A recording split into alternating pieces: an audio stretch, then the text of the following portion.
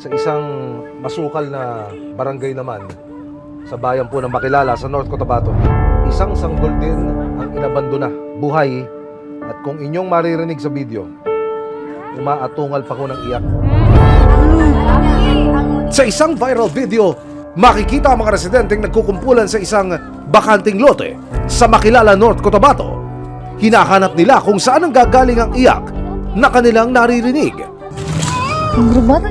Pero nang kanilang lapitan, natuklasan nila na isa pala itong sanggol. Hala, bata!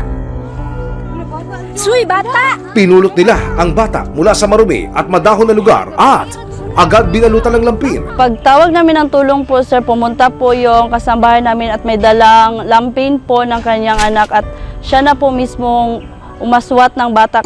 Nang puntahan ng resibo ang lote kung saan natagpuan ang sanggol, ipinakita ni Donna ang masukal na lugar na pinag-iwanan sa bata. Dito banda nakatakilid na siya, dito po banda sa may kilid ng hollow block. Agad daw rumesponde ang barangay at dinala ang sanggol sa kanilang rural health unit. Kinumusta ng resibo ang bata.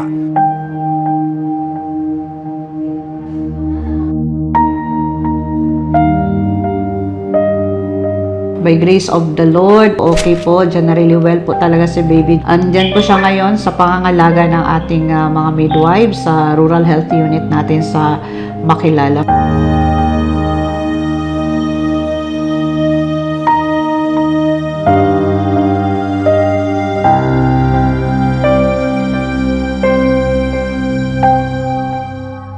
Nakausap na rin daw ng social workers ang ina ng sanggol. Ang nasabi niya lang, parang lito talaga siya.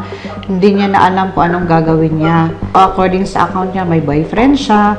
Tapos yun na nga, nagkahiwalay sila. Tsaka hindi din daw alam ng boyfriend niya na ayun, nabuntis siya.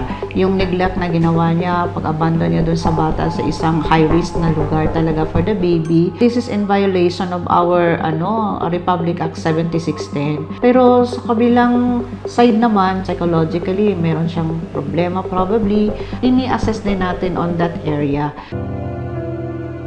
Ayon sa MSWDO ng Makilala, nangangailangan pa ng karagdagang supplies ang iniwang sanggol tulad ng gatas, vitamins at damit. Yung damit talaga, sir, kailangan kasi yung mga binibigay dito, ano na po, mga luma na.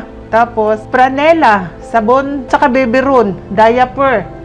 Sa mga nais magbigay ng mga donasyon para sa sanggol, maaaring ipadala ang inyong tulong sa Municipal Social Welfare Office sa munisipyo ng Makilala, North Cotabato. Paalala ng mga otoridad, pag-isipang maigi ang bawat desisyon na gagawin, lalo na't kung tungkol ito sa buhay ng mga anghel na kasisilang lang sa mundo. Maging responsable sa ating mga desisyon. Kung mayroon mang mga pangyayari sa buhay natin na mapasok tayo sa ganitong sitwasyon, ang office po ng social welfare ay laging open po para makapagbigay kami din ng mga guidance. Suy, bata lagi! Sa mga pagkakataong tila nangingibabaw ang takot, o kaya naman lantarang isinawalang bahala ang kapakanan ng mga walang kamuwang-muwang na sanggol. Hala, bata! Nariyan ang mga otoridad at iba't ibang sanga ng pamahalaan para panagutin ang mga nasa likod ng ganitong mga insidente. Maraming salamat sa panonood, mga kapuso. Para masundan ang mga reklamong nasolusyonan ng resibo, mag-subscribe lamang sa GMA Public Affairs YouTube channel